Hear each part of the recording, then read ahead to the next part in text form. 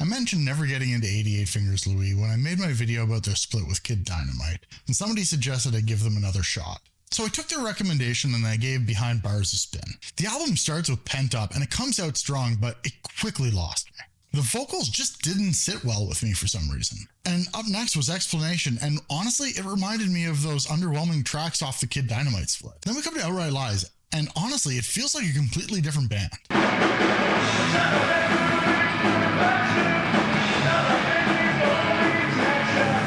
There was an energy in the vocals here that I felt like it was lacking before, and it really elevated the sound. And from this point on, the album was a completely different beast. It was a catchy, energetic skate punk album. In the track I Had My Chance, I really love the way the guitar and bass play off each other in an almost call and return sort of way in parts.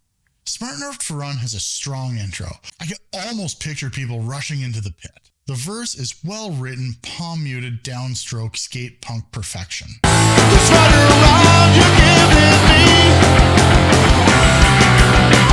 Then when the chorus hits, I can almost hear hints of Husker Du in their chord choices and the way they play them. If I continued with a track-by-track analysis, it would just be more of the same praise. Ultimately, this album sits firmly in that mid-90s Fat Record sound, but leaning a little rougher than some of their California peers on the label. There's this Midwestern grit to the album, with a little less polish and a little more hardcore influence to its delivery. It felt like it would hold its own on Survival of the Fattest, which begs a question. Why weren't they on it? Sadly, their recording session for the Teacher Gets It EP was after the release of Survival of the Fattest. But they did manage to land a track on Physical Fatness that came out in '97. For some reason, I always forget those two comps were so close together. Now let's talk about cover songs. I know Suicide Machines did a cover of I Don't Want to Hear It, but it turns out so did 88 Fingers Louie. Is there something in the water in the Great Lakes that just makes good Minor Threat covers? So despite the album starting out on the wrong foot for me, by the end I was really into it. It's finds like this that get me to ask you to drop comments.